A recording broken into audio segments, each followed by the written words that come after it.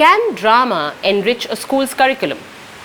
And I'm not talking about a drama period on the timetable or a play here and a play there. But drama as a method, as a pedagogy, every day, every class, every lesson, every subject. Unbelievable, right? So let me introduce you to these two amazing school leaders who have been doing just that. Lisa and Richard lead the Woodrow First School in Redditch in the UK, and they have been using drama as their pedagogy to run their primary school. I got this opportunity to visit them, to talk to them, to talk to the children of that school, and to see how amazingly the children are shaping up using drama every day, every moment they are in school. I went into their nursery classroom and I saw their teacher working with all the nursery children using drama. They were going into the imaginary world, they were coming into real world, and they were doing lots of different things which would stimulate their intellect as well, stimulate them physically. Then I went to their higher classes, class 3 and 4, and we had such deep conversations with the children. And then I randomly went into a science class and they were doing drama and they were doing science at the same time. It was just unbelievable. So here is a 30-minute conversation on camera with Lisa and Richard at Woodrow First School, where they share their experience of using drama as their pedagogy for running the entire school. Please do watch the entire conversation because there's a lot to be learned from them. Today we are here with Richard and Lisa from Woodrow First School in Redditch, UK. I'm very happy to be here and I'm very happy that both of you have been so welcoming. You're very welcome. Thank you. So we basically are trying to understand the role of drama and role of drama in education and learning generally. And in our platform, we have been doing a lot of teacher workshops and student workshops, and working with parents also to make them understand how drama helps. But there are certain things which only can come from professionals like you who have been running the school on Mantle. Primarily. So tell us a little bit about why did you choose to do Mantle of the Expert to run 6 years of the school? First 5 years. So we've been using Mantle of the Expert since 2010. So it was I moved to this school from another school, and it was a perfect opportunity because the staff said, look, we want to develop the curriculum in a slightly different way. We want to interest the children. We want to get them involved in their learning to a greater extent. And I said, well, why don't we try this approach that I've come across before? And it's developed from then onwards. We started with very small steps. Okay. And to where we are now, whereby we use Mantle in many, many areas of the curriculum. I don't know what Lisa thought when I first suggested it. Yeah, we were looking for something different in school because as teachers we were a bit bored of what we were doing. Yeah, and as Richard says, the children weren't really very engaged or they weren't enjoying their learning as much as we wanted them to.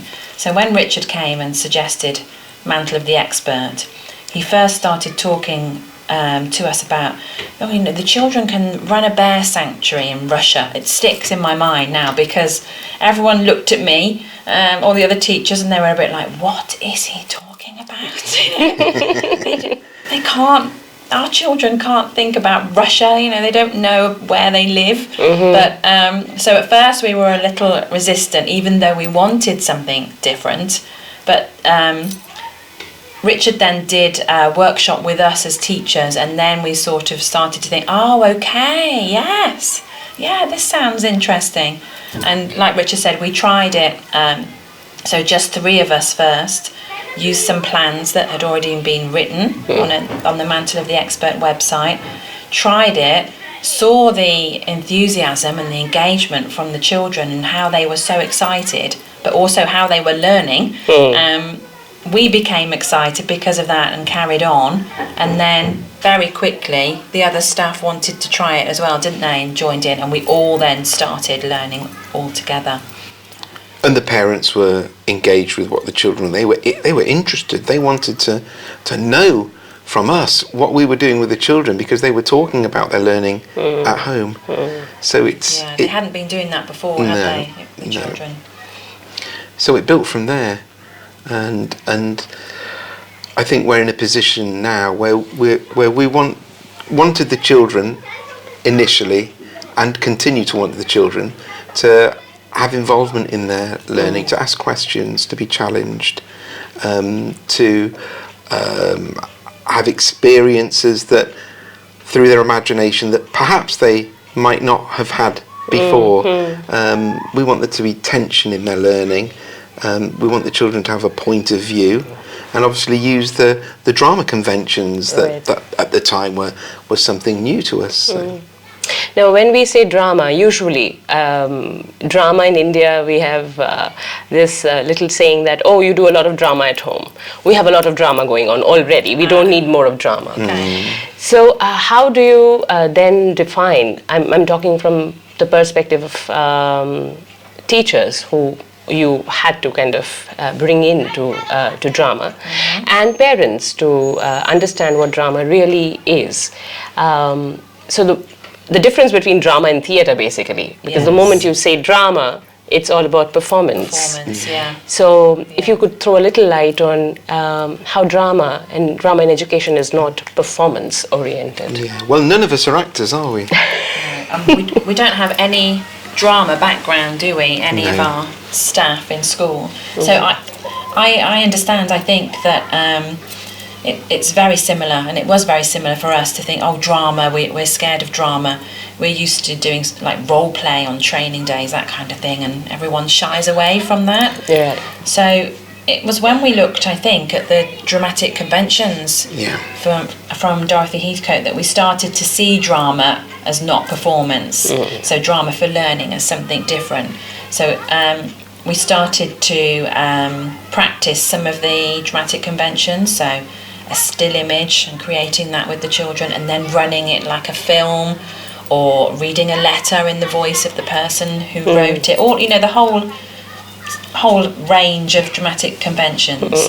And we just started to learn them a few at a time, and we had some training, and then we could see that drama for learning is different, very different, and everyone can do it, and we can do it as a teacher. We don't have to put on a performance, we can be ourselves still.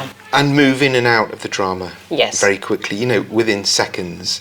So moving from the if world of the story, that the children, or the as-if world of the story, to the reality in the classroom, where you can reflect on what's happening in the story.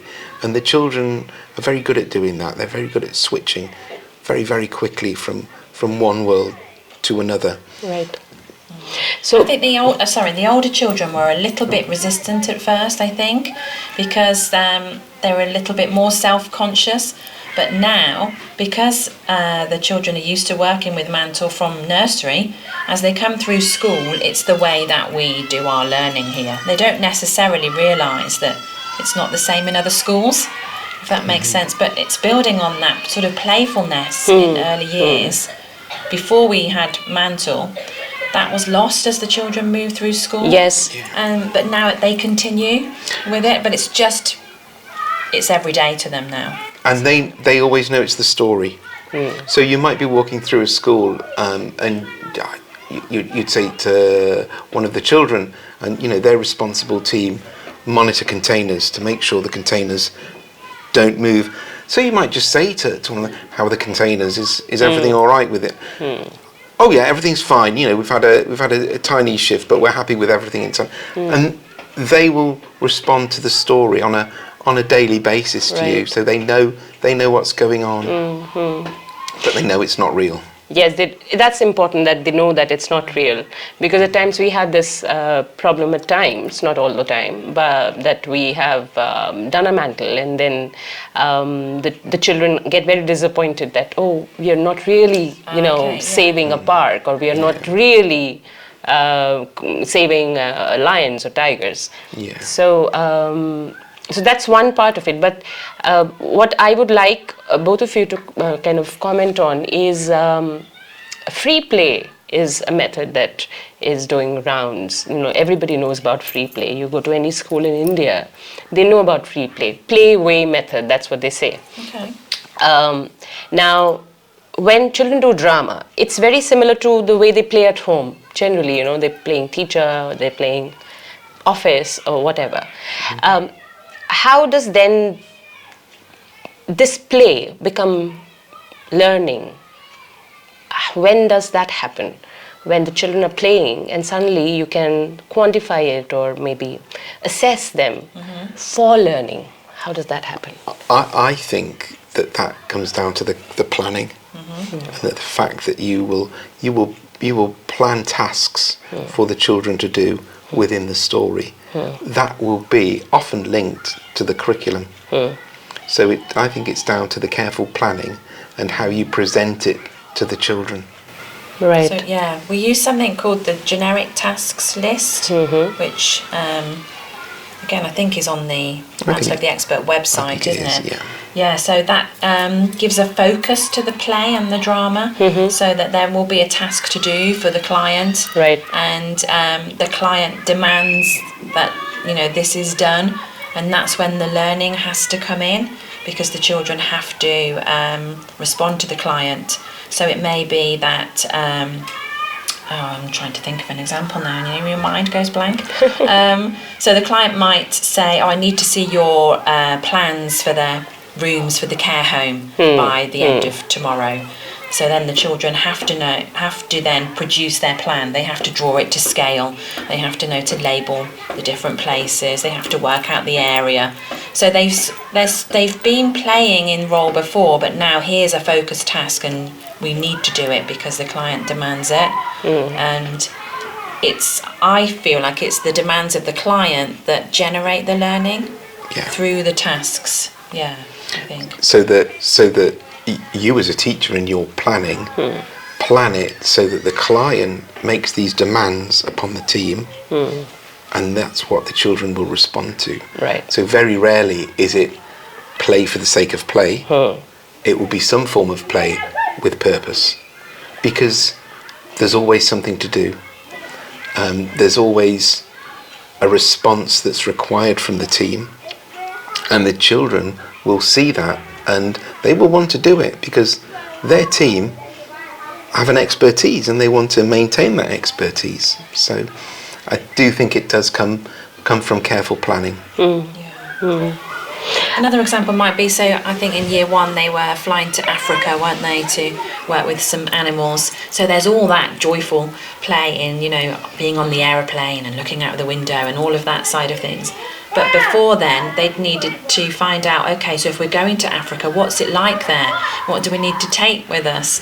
What sort of prior knowledge. Yes. Yeah. What's the climate like? You know, do we need to pack our coats or our sunglasses? So, yeah, the learning becomes part of it, I think, because it's needed, really. Yeah, they can't continue without it, really. And you have to teach them about the climate. You do have to teach them about whether they'll need a visa or not. You need to teach them how to fill in the form so that it's not just discovery learning. It's much more than that, because that has a purpose, and then you will use that within the story. Yeah, I think this is purely life skill based, because this is filling up a form, applying for visa, buying your ticket.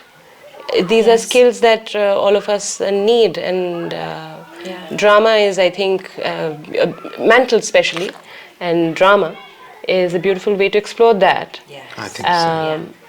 How is it different from simulation, basically?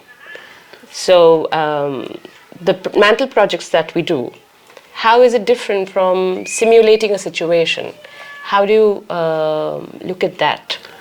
I always think it goes back to the children are a team. There's a community. There's a community of inquiry.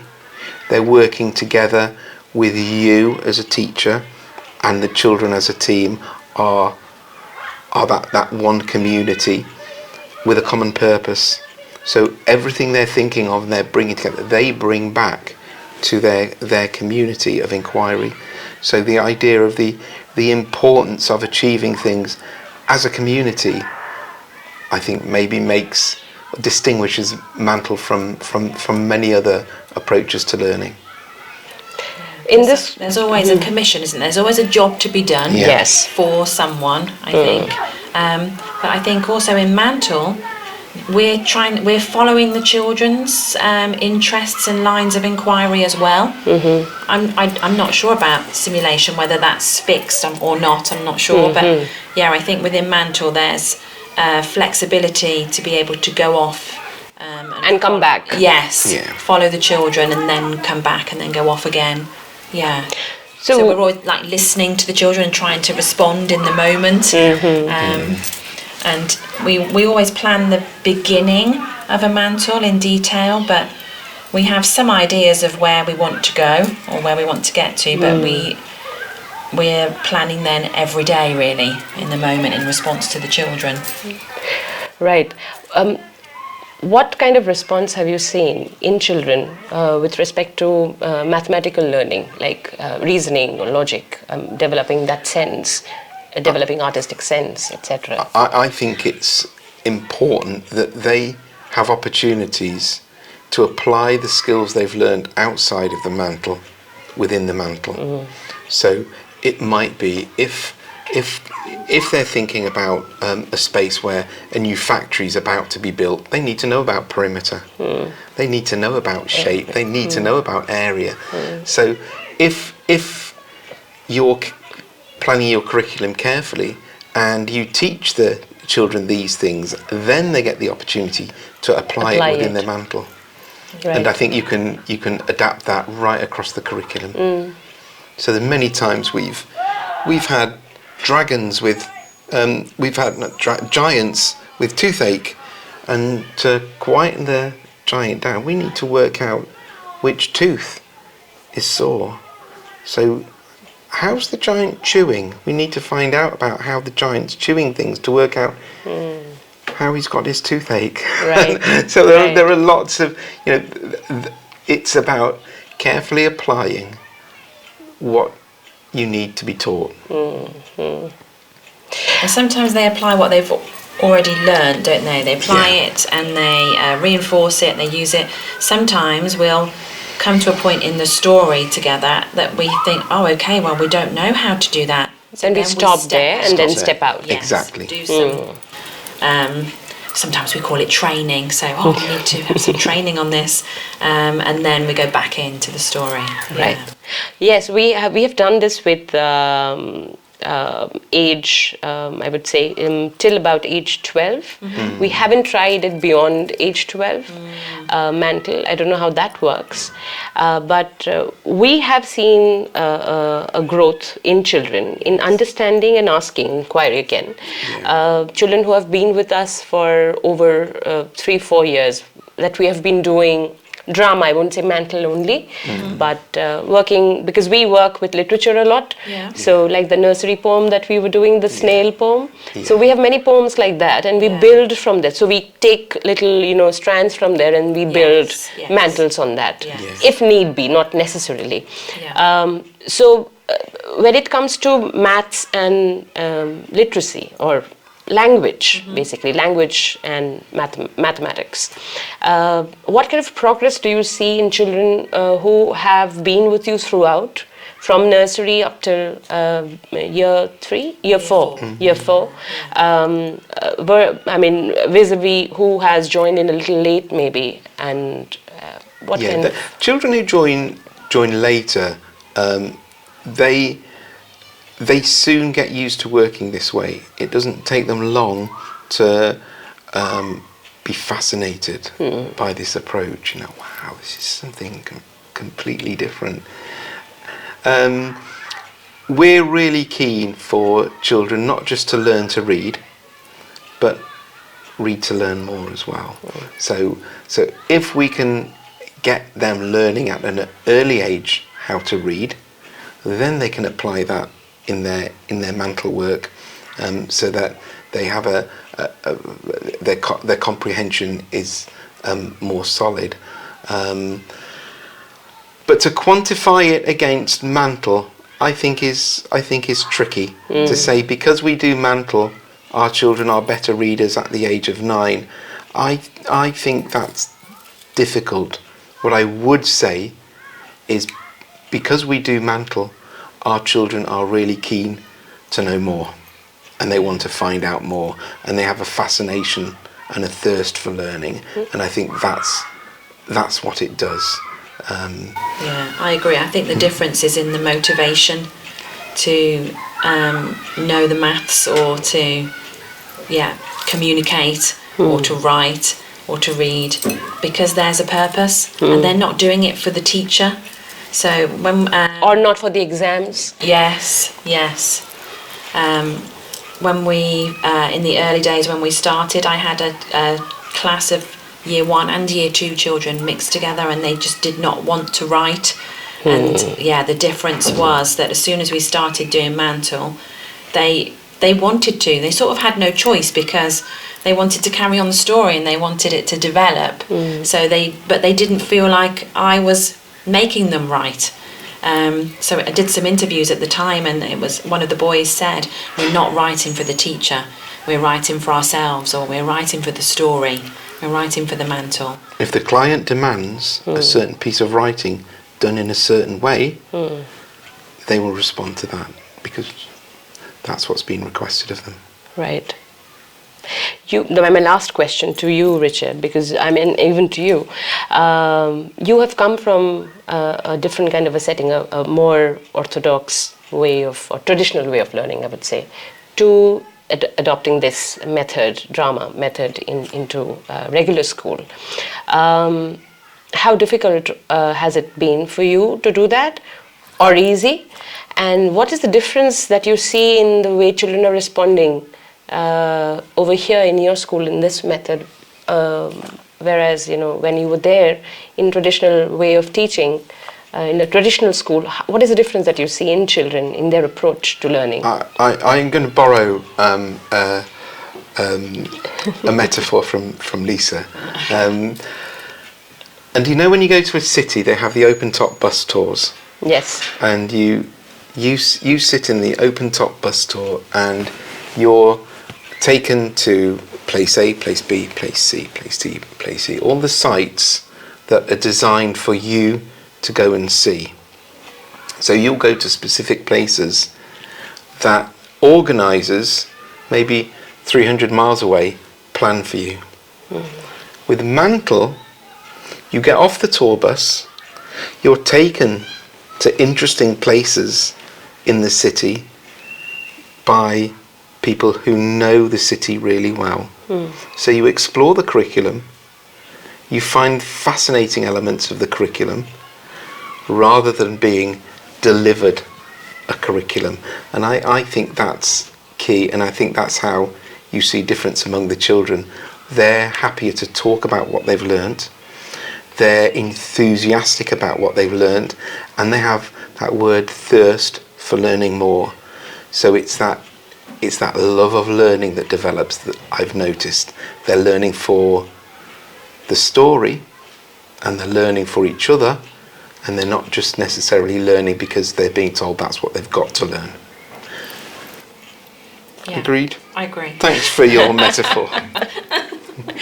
Lisa, what do you think as a teacher? Yes. How difficult, or how has the change been for you? You did mention that it was difficult in the beginning. You couldn't really accept it wholeheartedly. But now that you're teaching and you meet children or teachers from other schools who don't use this method, so how do you see that difference? And do you feel proud? Yeah, definitely. But I don't think it's for everyone, for every teacher. I think here we all started together at the same time, so we all knew that if it went wrong, it was okay, because we were all at the same point. So we were taking risks and saying to each other, "Oh, it didn't work. Oh, well, perhaps we could try it this way." So we were all learning together at the same time, and I think that's what made it work here. Maybe that's what's made it stick across the whole school. And I think it keeps people here because we love teaching in this way, because every year, even though the curriculum content is the same, the way that we're teaching and learning it with the children is different, so it keeps everything fresh for us. Also, so when we meet other teachers and they're talking about, you know, taking their plan off the shelf that they've been teaching for the last 5 years and they're a bit fed up, yeah, we feel like, oh, well, we're okay, because even though it's hard work because Yes. they're planning again, Yes. it's exciting. It makes it. It keeps you alive, I fresh, think. yeah. Yes. Yeah, because as the teacher, you have to enjoy each day as well as the children. Yes. I think that's what Mantle does for us, definitely. Yeah, I think I've lost my train of thought again. Yeah, and as a head Yes, teacher, you really want to be working with a happy staff. Yes. And they are most of the time. Thank you so much for your time. You're welcome. Really, because for me, it has always been, you know, I especially look for validation. Okay, this is all right. This is good. This is valid, and that has been the case since I started. But once I came across the Mantle of the Expert, commission model, or just other various drama conventions, it has given me a lot of strength as a human being to make mistakes and you know, and learn from the children as we are in the class, take those risks knowingly and unknowingly. Yeah, of course. So thank you so much for again reassuring with the school that you run that Mantle works beautifully. Thank you. Well, it helps us to have that we need reassuring, don't we, as well? So thank you. It works both ways. Thank you so much. No problem. Thank you very much. That will be all from our end. Thank you.